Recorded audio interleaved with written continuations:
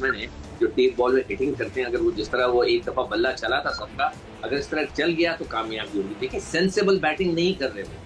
I am very sorry, Pakistan की जो batting lineup है वो सेंसिबल बैटिंग नहीं कर रही, वो चला रही है। मतलब नवाज क्या है, वो तो बल्ला चलाता रहता है। हारिस को तो मैं कह के थक गया कि वो मुझे बैट्समैन ही नहीं लगता। वो पहले ही गेंद से वो अजीब अजीब शॉटें मारने लगता है। एक बैट्समैन प्रॉपर होता है, चांस लेता है उसके बाद खेलता है, ये बैट्समैन प्रॉपर नहीं है। तो अब देखना ये है कि अगर वो चल गए तो चांद तक, वरना शाम तक की वाली बात है इनके साथ। सबको टच ना करते। ये है पाकिस्तान की क्रिकेट का लेवल, ये है हमारे बैटर्स का लेवल। अभी हम बॉलर्स की बात करेंगे।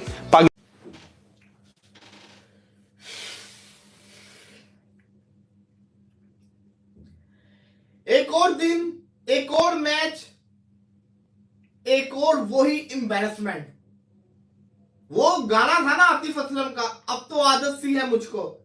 इस टीम को आदत हो चुकी हुई है। नमस्कार दोस्तों, एक बार फिर से पाकिस्तानी अपनी उसी औकात पर आ चुके हैं, क्योंकि जिस तरह से न्यूजीलैंड से एक मैच जीतने के बाद पाकिस्तानी बहुत ज़्यादा उछल रहे थे, लेकिन न्यूजीलैंड ने पाकिस्तानियों को उनकी औकात पर ही ला दिया है। क्योंकि पाकिस्तानी हमेशा से एक जीत होने के बाद आसमान को सर पर चढ़ा लेते हैं, लेकिन जिस तरह से न्यूजीलैंड ने 5 मैच की सीरीज को 4-1 से जीता है, उससे पाकिस्तानी काफ़ी ज़्यादा गुस्सा है। पाकिस्तानियों का कहना है कि ये है पीएसएल का युवा टैलेंट जो बल्ला घुमाता है, सिर्फ गेंद बल्ले पर लगती नहीं और आउट होकर के चले जाते हैं।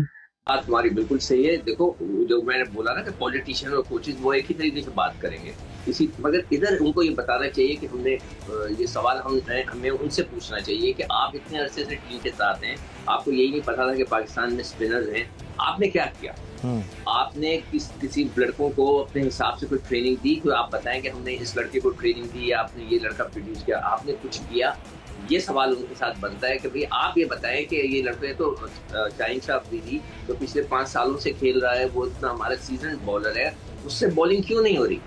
ये सवाल होना चाहिए था सोहेल इमरान को। वहाँ पे पता नहीं कौन है, सोहेल इमरान है ना शायद, नहीं, मीडिया से बातचीत किया उन्होंने। मीडिया वालों को ये पूछना चाहिए था कि शाहीन तो आपके साथ 4-5 साल से, व्हाट्स हिज प्रॉब्लम है कि ना उसका स्विंग हो रहा है, ना उसकी पेस आ रही है, तो ना उसका कॉन्फिडेंस शेक हो गया है। और हमेशा एक बॉलर का जब कॉन्फिडेंस शेक होता है तो उसका जो लेंथ है और लाइन है वो खराब होने लगती है, वो बॉलों को बचा रहा होता है, जिस तरह की शाहीन कर रहा है। मेरी अपने एक्सपीरियंस के हिसाब से मैं देख रहा होता हूँ, वो गेंदे वाली जगह पे नहीं फेंक रहा जहाँ पे नई बॉल को फेंकना चाहिए। तो ये सवाल उनसे पूछे कि आपने उसके लिए क्या किया, इसके लिए कोई प्रैक्टिस डिजाइन की है, कोई ऐसी चीज डिजाइन की, वो पूछना चाहिए।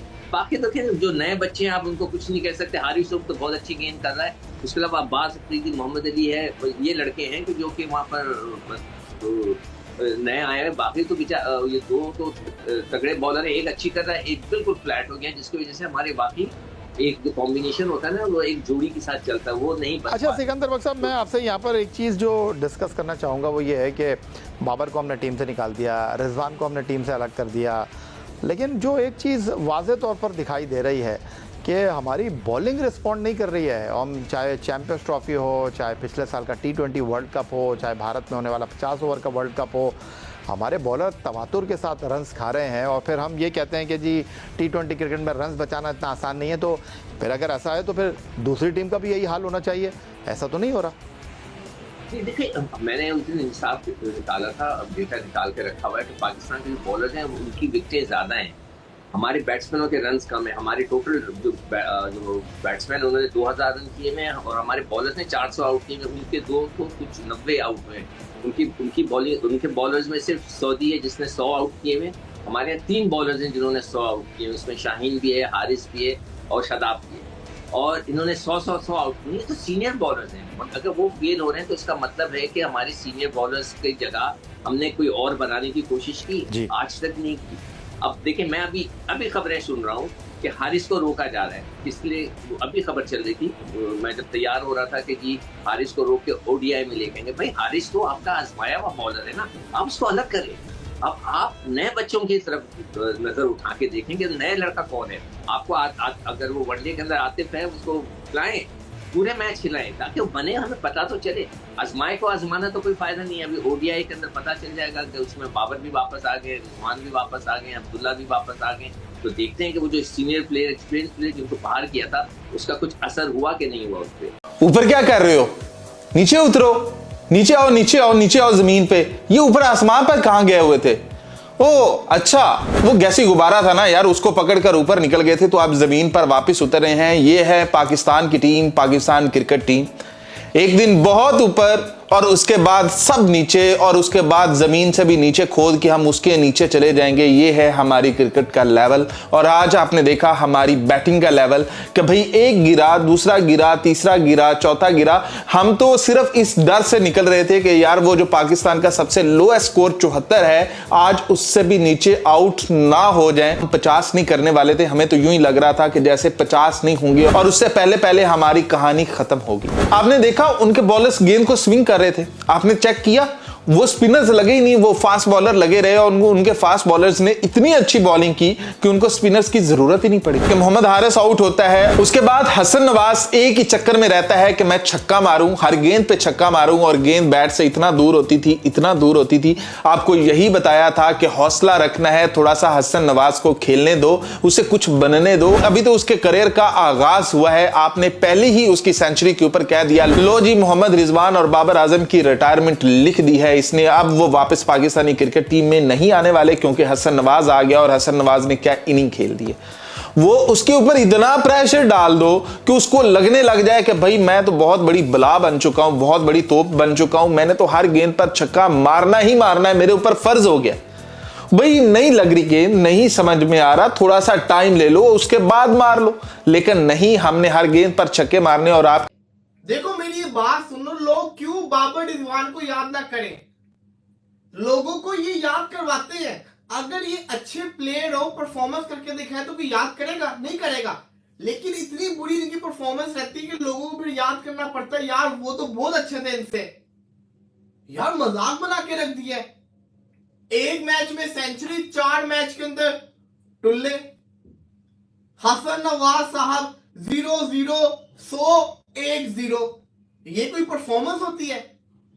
मोहम्मद हारिस, क्या किया मोहम्मद हारिस ने, मुझे ये बता देना जरा आप। इतनी मुझे इस प्लेयर से उम्मीदें थी, मैं इतना इसको इतना सपोर्ट किया हुआ है, अभी भी कर रहा हूं। लेकिन यार 5 मैचेस कम नहीं होते। वो 5 मैचेस जहां पे इतनी खतरनाक विकेटें नहीं थी और न्यूजीलैंड की कोई मेन टीम नहीं खेल रही थी, और आपको पूरी की पूरी ओपनिंग में चांस मिला है, प्रॉपर चांस मिला है। आपने तो हमें गलत साबित कर दिया, आपने तो सिलेक्टर्स को सही साबित दिया, उन्होंने 3 साल से आपको क्यों नहीं सिलेक्ट किया? ये परफॉर्मेंस होती है कोई? ये तो परफॉर्मेंस नहीं होती।